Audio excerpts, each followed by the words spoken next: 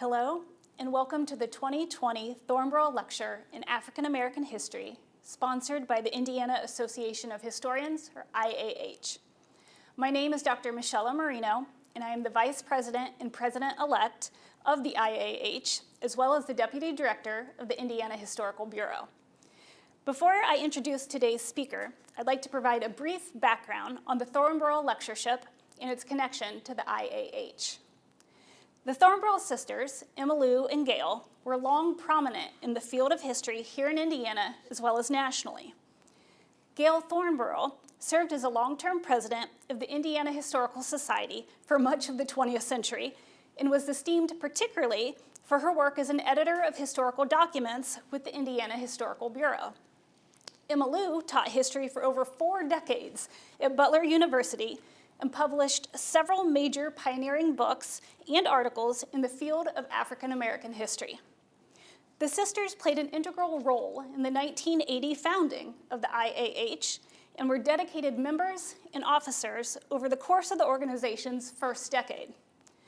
In 1994, when Emma Lou passed away, the IAH renamed our annual fall lecture in honor of the Thornbrough sisters and their work on African American history in the Hoosier State. This year marks the 40th anniversary of the founding of the IAH. Despite the upending of life everywhere this year due to the COVID-19 pandemic and the impossibility of presenting the lecture in a face-to-face setting, we are nevertheless very pleased to bring this year's annual endowed Thornbrough Lecture in African American History to you as a pre-recorded virtual presentation. Without further ado, I'd like to introduce this year's lecturer.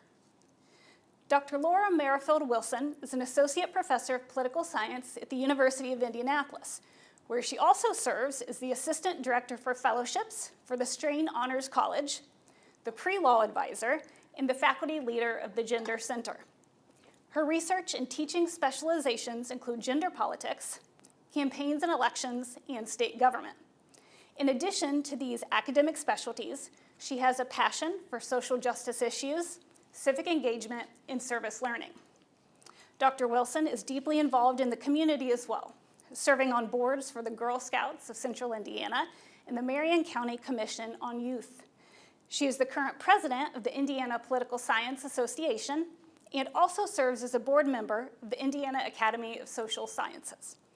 Dr. Wilson earned her BA degree in theater and MA degree in political science at Ohio University, as well as MA degrees in public administration and in women's studies at the University of Alabama, where she subsequently earned her Ph.D. in American politics in 2014.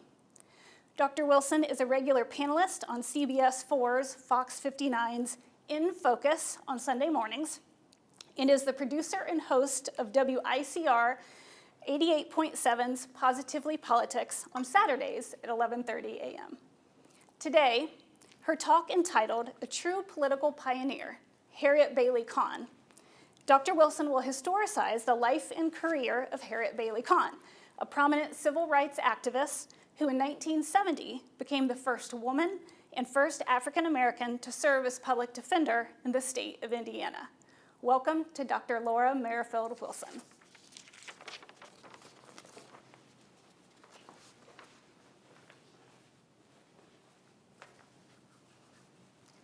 Thank you.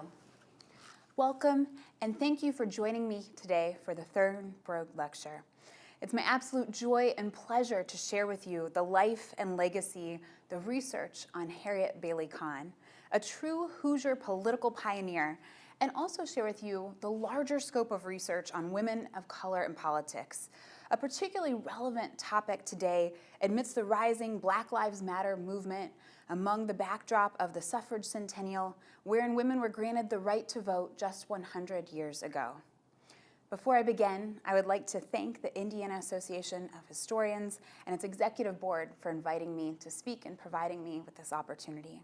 I'd also like to thank the Indiana Humanities and the Suffrage Centennial Committee and Leah Names, Anita Morgan, Liz Ellis, that provided the generous funds for the May Wright Sewell Fellowship, of which this research was a recipient, and made possible because of that kind financial support.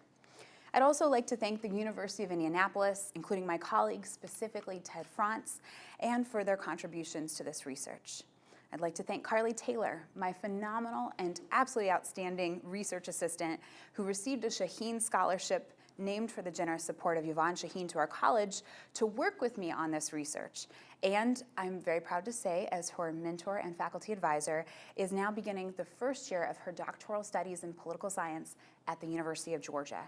This project has been a work of heart, but not just of my own. And I'm deeply grateful and appreciative for everyone who played a role in it. For those whom I have unintentionally or failed to mention or miss, thank you, truly. Upon being asked to deliver this address, I learned that this lecture was named in honor of the two sisters, Emma Lou and Gail Thornbrough, both who were impressive historians in their own right. Emma Lou focused, as we learned, on African American history and published a number of pieces in this field. I find it so beautifully fitting then, because 2020 just may be the year of the woman of color. We've seen the rise of women, such as Senator Kamala Harris, who, as I speak, was selected as the nominee by Joe Biden to serve as his vice presidential candidate for the Democratic ticket. Black Lives Matter, the suffrage centennial, a major presidential election are just a few of the headlines that have dominated this year's news. But what perhaps has gone overlooked, and yet is essential, is the progress of our country right now, contributed by the women of color. It's my joy to share this with you because women of color and their achievements, most specifically and arguably in politics and public service, are routinely forgotten and dismissed. More so than men of color and white women, women of color represent a critical intersection of sex and race that was often used on the basis of exclusion for public sphere. When men of color were granted the right to vote after the Civil War, some of the white women who'd already been fighting for women's suffrage were horrified and appalled that former slaves were granted the right to enfranchisement, yet they were still excluded from the political process. Ida B. Wells, an early champion of women of color and their rights, surely someone whom Harriette Bailey Conn would have admired, was among the leaders who counteracted some of the racial bias and discrimination that permeated part of the suffrage movement. Harriette Bailey Conn broke barriers and defied expectations throughout much of her relatively short life. She seemed undeterred in her position as the first or only, as images, stories, and reports showed. Her face and narrative stood out in a sea of white men. But this symbolic representation only tells half the story. She pursued political changes with courage and tenacity, promoting ideas that others feared for being too controversial, too extreme, too much. Her famous abortion bill captured national headlines, but its publicity did not deter her drive. As a woman of color, she offered a unique and important perspective throughout her career in public service that was otherwise absent from the conversation. To provide a current comparison, women of color remain critically underrepresented in all branches, executive, legislative, and judicial, as well as all levels of government, federal, state, and local across the country. The statistics historically have not been recorded or well kept up, a problem just now being addressed by political scientists. The national numbers I can share with you show some small growth in the 54 years since Indiana first elected a woman of color to its state government. Of the 127 women serving in the 116th U.S. Congress, 48 or 37.8% are women of color. Of the 90 women serving in statewide elected executive offices, only 16 or 17.8% are women of color. Of the 2,162 women state legislators serving nationwide, 552 or just 25% are women of color.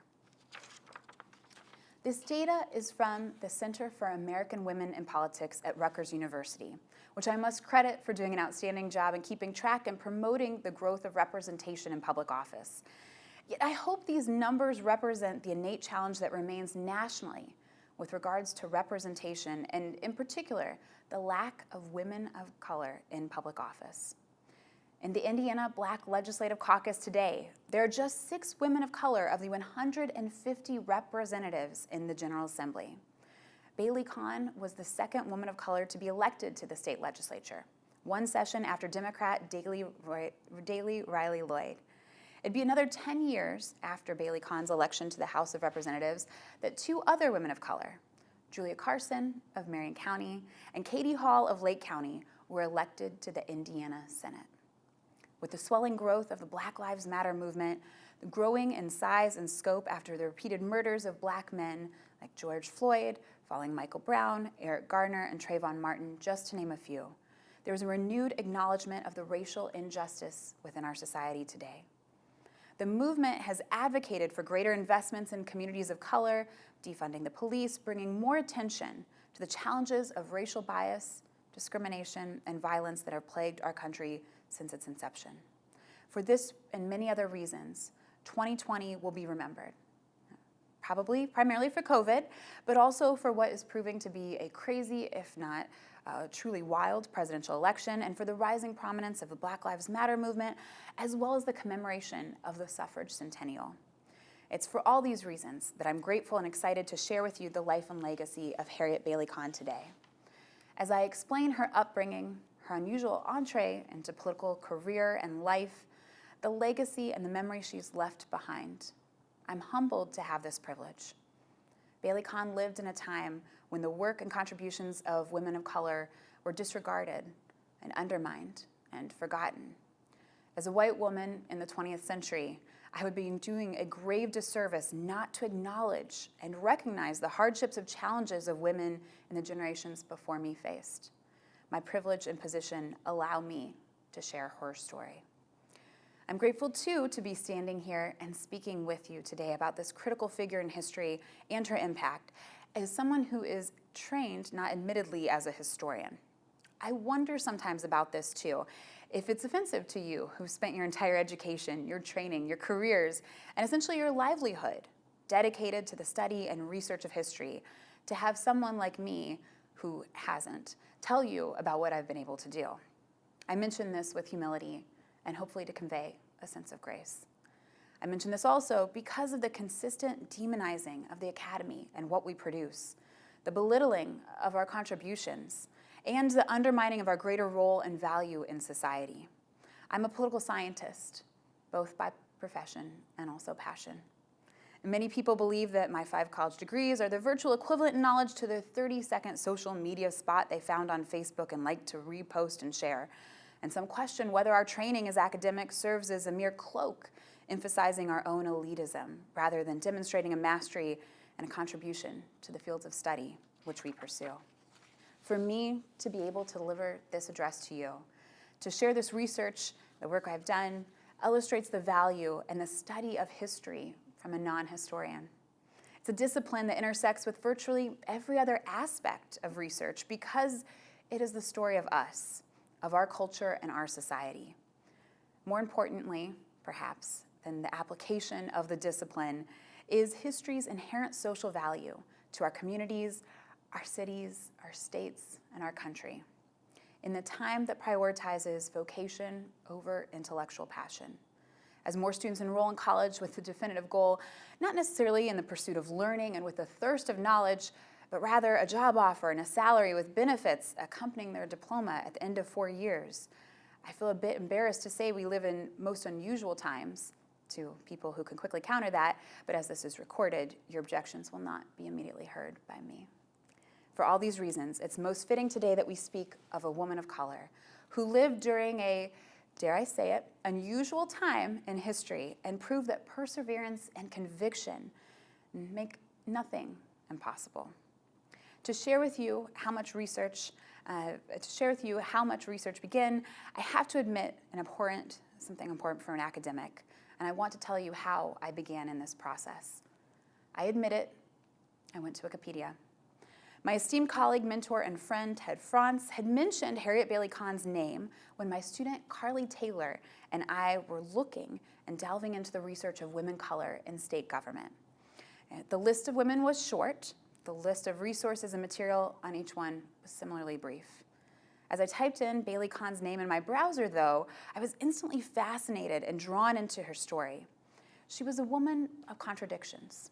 A mother of 6, then 7, going to law school in the 1950s, an African-American Republican in the 1960s, and a leader in the state public defender's office in the 1970s. Her story drew me in with the complexities, but also defiance and tenacity on which she pursued her goals. She faced tremendous hardships, but never let them stop her or even truly slow her down. She worked hard, and perhaps most meaningfully for us now in 2020, she did not allow the circumstances or challenges to define her ability. Her legacy is one of remarkable fortitude, and one that I believe we should study and from which we can all learn. Harriette Bailey Conn served as a political pioneer for African American women in Indiana for nearly 4 decades, despite rampant social, economic, and institutional barriers. Her life achievements offer an impressive, if brief, overview of what she's accomplished. To give you some insight to this, Bailey Conn was the first African American woman to graduate Indiana University, Indianapolis, now Robert McKinney School of Law, in 1955. She was the first woman, African American woman, to win an election to the state legislature as a Republican, and the second, regardless of partisanship, in 1966. And she was the first African American woman appointed as the state public defender of Indiana in 1970. Any one of these accomplishments would be notable for any individual, but particularly as a woman of color at a time when limited avenues and options for a divorced mother of 7 existed. Bailey Conn's life illustrates a remarkable tale of personal and professional perseverance. Despite her array of accomplishments, Harriette Bailey Conn's early life was not particularly auspicious nor necessarily indicative of what was to come. She was born on September 22nd, 1922, in a comfortably middle-class family. Her father was a lawyer and her mother a housewife. It's important for me to note here, though, her father was not simply just a lawyer, but a political pioneer in his own right. Robert L. Bailey was born in Alabama in 1885, before moving north to Indiana to seek greater opportunities, like many African Americans during the 20th century, as part of the decades that comprised the Great Migration. Though accounts for the time period of the Great Migration vary, economists estimate nearly 6 million African Americans moved from the rural South into the more populated urban spheres of the Midwest, Northeast, and West. Among those men, women, and children was Harriette Bailey Conn's father. He later served as a special judge in the Marion County Circuit Court. He ran, although ultimately lost, for state representative, and was the only African American man in the Indianapolis Bar Association. By the time he was appointed Assistant Attorney General upon the election of his friend James Ogden in 1930, young Harriette was just 8 years old. It'd only be six short years later when she would complete her diploma from Crispus Attucks High School at age 14. While this was not necessarily unusual at the time, it was still notable and indicative of Bailey Conn's aptitude and her academic potential. Upon graduation, she matriculated to Talladega College in Alabama, where her father had graduated some years before. She majored in English and speech and pursued an array of social activities, including serving as the first woman president for the school's Little Theater, as well as a member of Delta Sigma Theta sorority. Though Bailey Conn flourished by all accounts, including her living children and their recollection of her experiences as she shared them, her collegiate career was not without its own tragedy. When she was 17 and completing her education at Talladega, her father passed away. She completed her A.B. in 1941 and returned home to Indianapolis. Though few African American women earned college degrees in 1940s, Bailey Conn did not fully deviate from the social script. She met and married Clifton Folks Conn and spent the rest of her 20s growing and raising their family, eventually totaling to 7 children. 9 years after earning her bachelor's degree and staying home to raise her children, Bailey Conn decided to enroll in law school. She cited her father's earlier death, noting, "He wanted me to become a lawyer, so 9 years after I'd been out of school, I entered Indiana University's law school." She shared a desire to pursue a legal career, though it was one which she latently admit it took time to realize. "I knew that with a Bachelor of Arts, there wasn't anything to do without further training," she later explained. "And it wasn't a matter of having to go to work tomorrow, so I decided what I really wanted to do." what Bailey Conn really wanted to do was to become a lawyer. With 6 children at home at the time, she applied and was accepted to Indiana University's Indianapolis program, taking care of her family during the day and taking night classes in the evening. Bailey Conn was the first to receive an Indiana University Foundation Scholarship at the Indianapolis Division, now known again as Indiana University McKinney School of Law. Her graduation was ultimately postponed by 1 year when she gave birth to her 7th child, and she ultimately completed the program in 1955 at the top of her class. Later, she recalled, "I was in school with my youngest, Eric, when he was born. I say he is the one I'm raising to be a lawyer, but my son Sydney, who's a student at Talladega now, thinks he might be interested in law too." Perhaps prognosticating on her own progeny's prospective professional developments, Bailey Conn was quick to defend her own position, explaining she wasn't trying to force her children into a legal career and any kind of passion onto them. "But I do think," she clarified once, "you must motivate children towards some career to keep them interested in school." Though none of her children ended up following in their mother's footsteps, all hope was not lost. Son Sydney did take some law courses before ultimately deciding that career path was not a good fit for him. He now serves as the unofficial family historian, a position he sheepishly claims was hosted upon him, but one which I believe he secretly enjoys and rightly deserves. Of Bailey Conn's 7 children, 4 are still alive today. I had the privilege of speaking with 3 of them, and they regaled in tales of their mother from their childhood, providing a picture of a woman who is far more beyond her professional accolades and various titles. They recalled how she took forever to make dinner because she'd get sidetracked reading a book, and once enamored, she couldn't possibly bring herself to put it down. They also remember her giving a balance of childhood full of joy, but not lacking with discipline and structure. As a mother constantly seeking improvement myself, I found their fond memories to be both heartwarming and aspirational. Bailey Conn completed her studies through the night program, sometimes bringing young baby Eric to study and rocking her tender newborn to sleep as she prepared for her final exams. It was tough, but so was she.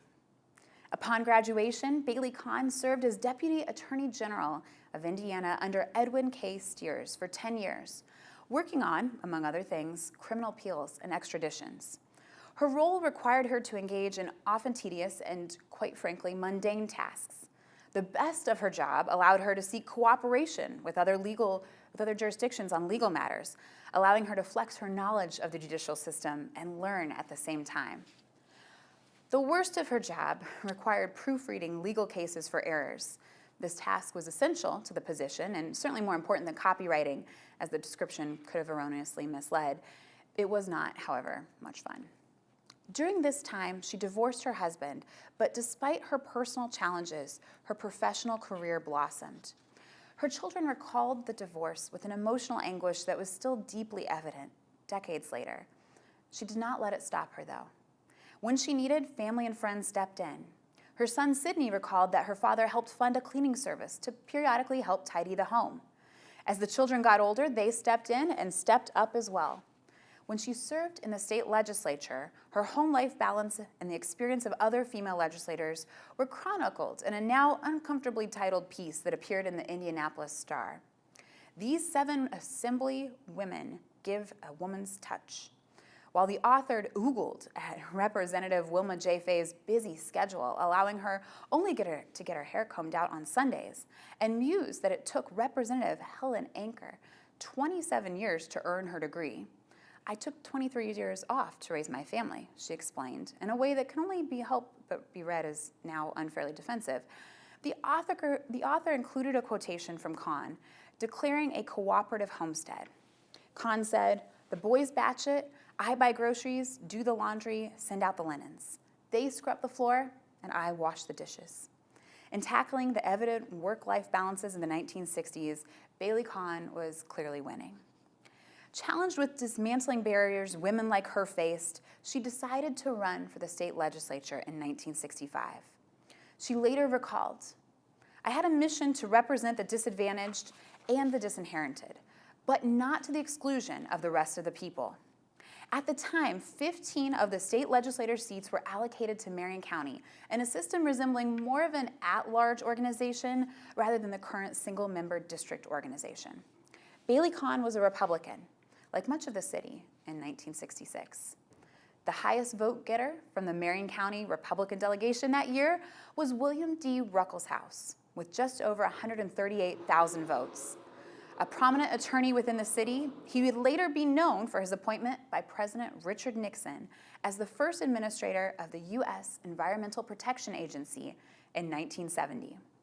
Other members of the esteemed delegation that year include Charles E. Bosma, father of the later representative and at one point Speaker of the House, Brian Bosma; Eugene Henry, also known as Ned Lampkin, one of the chief architects of what would be eventually known as Unigov; and John Mutz, also known for his role in Unigov and for serving later as a lieutenant governor of Indiana and president of the Lilly Endowment. In short, these men were in great company. Though she may not have recorded the highest number, Bailey Conn won election as one of the 15 representatives from Marion County, filling the total of 100 state house seats. She was one of only 6 women and the only African-American woman elected in that cycle, the second in Indiana history. Daisy Ridley was the first African-American elected to the Indiana General Assembly in 1966. She ran again for re-election in 1968, but was soundly defeated, placing last among the 30 candidates seeking the top 15 spots to represent the county. Ridley was a Democrat, likely unfashionable in the city at that time, and Bailey Conn was a Republican. Pictures of the incoming legislators from the city showed a pool of homogeneity: overwhelmingly white, overwhelmingly male, and overwhelmingly, quite frankly, old. Bailey Conn stood out immediately as one of only 2 women in these composites from Marion County and the sole person of color. After her election, Bailey Conn joined the Indiana Black Legislative Caucus. In her 2 terms as a state legislator, Bailey Conn served as a tireless advocate for the people in her community. She chaired the Welfare and Social Security Committee, served as a ranking member of the Judiciary Committee, and as a member of the Constitutional Revision Committee. She sponsored bills fighting for civil rights, affordable and safe housing, property rights for women, aid to dependent children, and private slum clearance. Some of the bills on which she worked were relatively innocuous, such as the bill involving the clarification and codification of powers and procedures guaranteeing civil rights. She explained to a reporter, "This is primarily a housekeeping measure. I wouldn't say there's any controversy to it. It's amendatory to the existing law." Other proposals were far more political, but also deeply personal to Bailey Conn. She said, "I'm solidly in favor of giving aid to dependent children of unemployed fathers without making them leave the home, as long as they do seek employment." She further promoted better facilities for daycare, the creation of an umbrella agency for unemployed seeking to re-enter the job market, and a tax incentive to provide transportation companies making routes available for inner-city to suburban industry.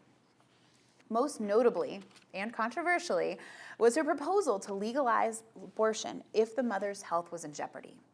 This legislation was still a few years before the monumental Supreme Court decision of Roe v. Wade, and garnered national attention and headlines upon Bailey Conn's initial proposal to the House.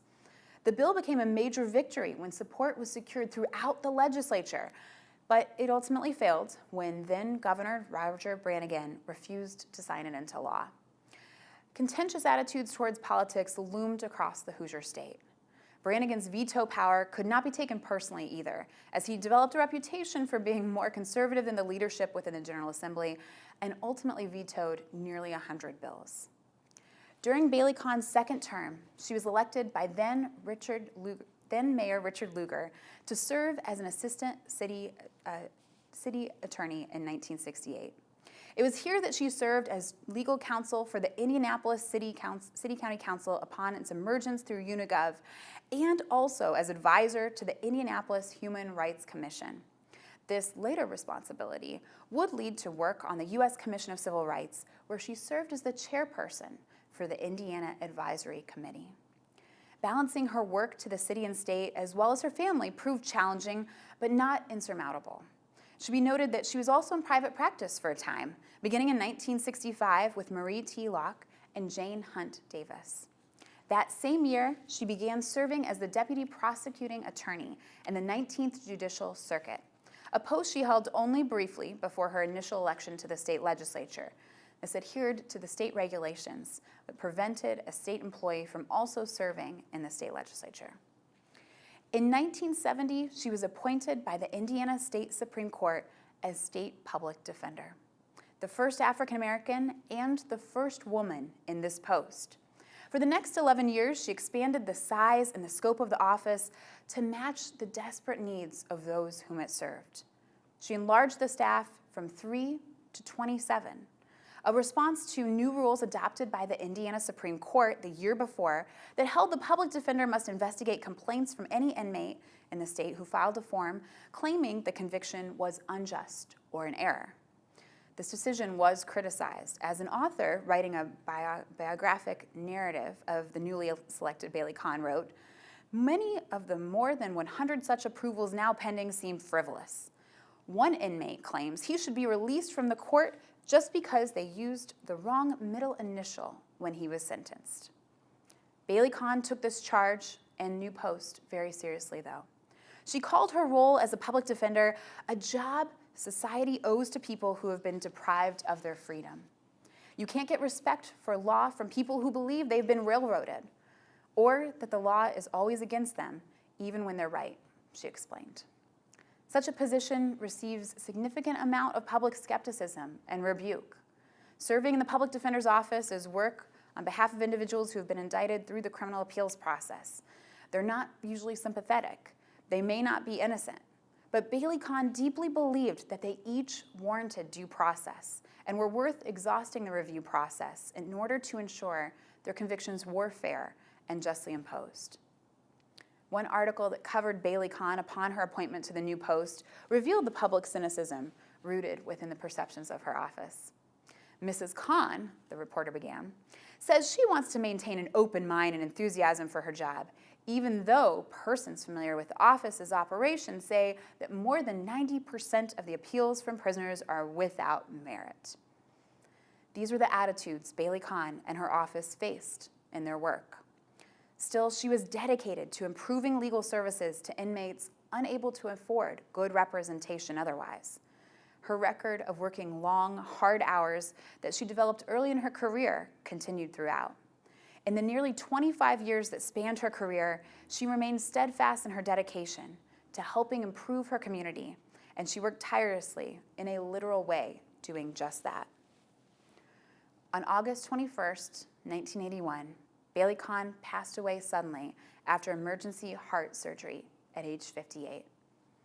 Her family had just returned from a vacation at West when she mentioned the chest pains nonchalantly to her children. In the early morning hours of August 21st, her heart stopped entirely.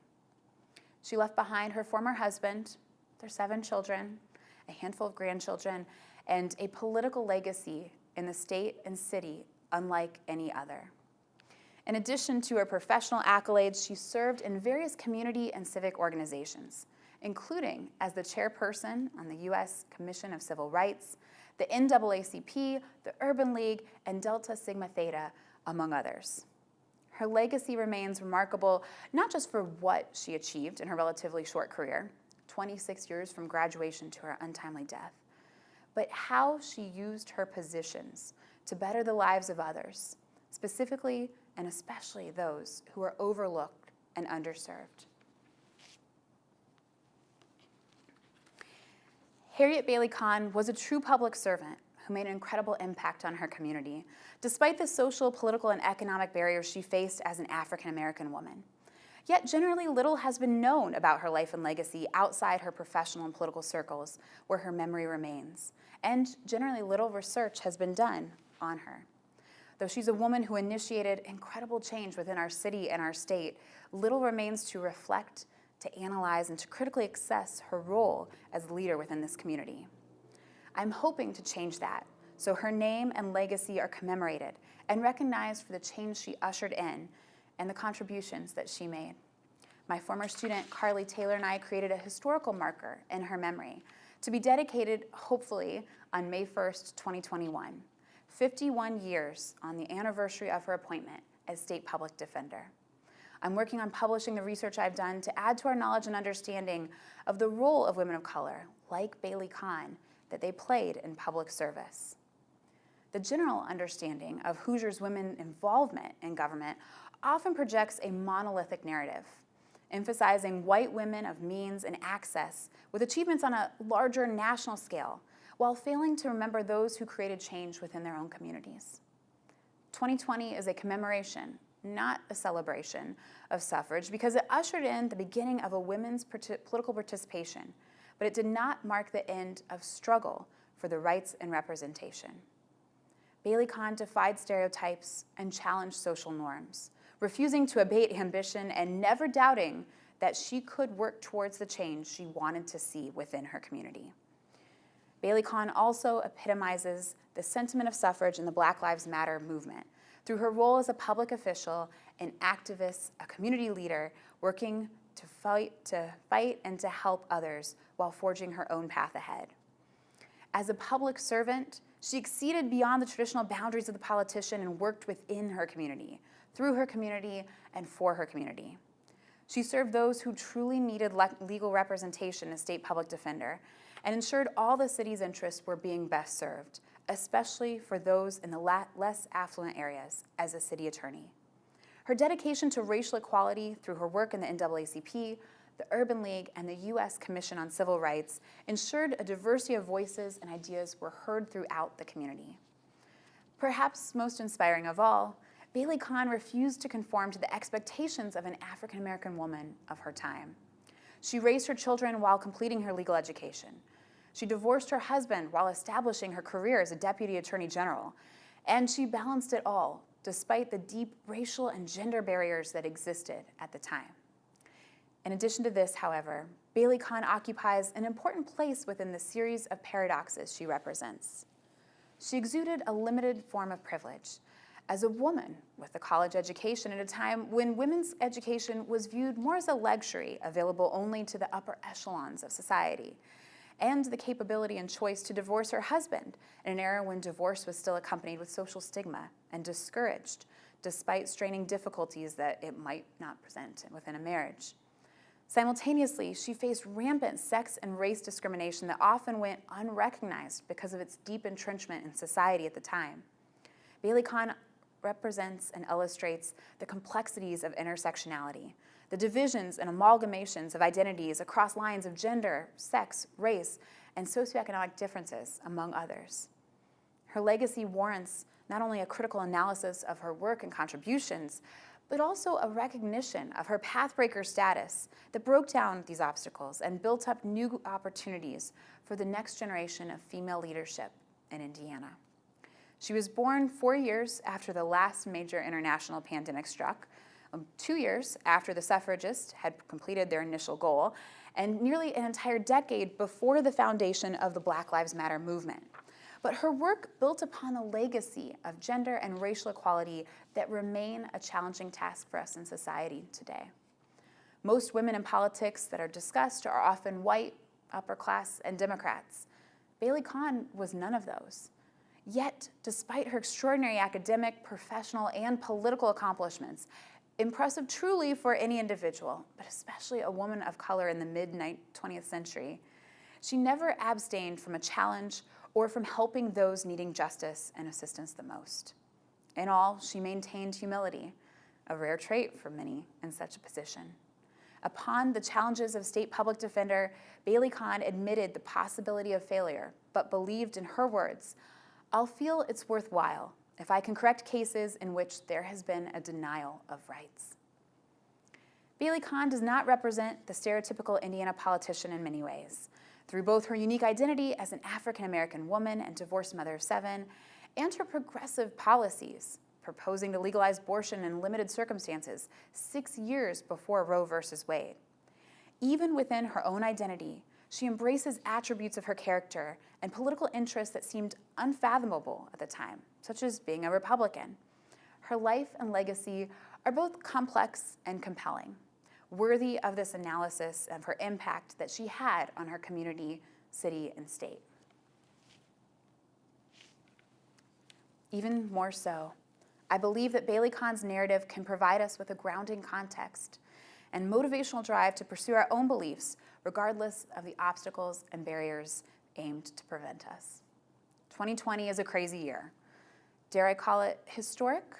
Or perhaps now, even that is too much. Cliched as it may be, the questions of equality with regards to racial injustice rampant across this country and the recognition of gender and sex inequities that persist 100 years after suffrage are all defining of this moment in time, as is the pandemic. We can learn from the life of Bailey Conn and remember her legacy as one that defied social norms and expectations, eschewed fears of loneliness and othering, and achieved great improvements for our society, not because, but in spite, often, of public opinion. Harriette Bailey Conn was a true political pioneer, not just for the city of Indianapolis and the state of Indiana, but for all of us who believe that barriers to growth and development are truly opportunities for progress and justice, disguised as challenges. Thank you.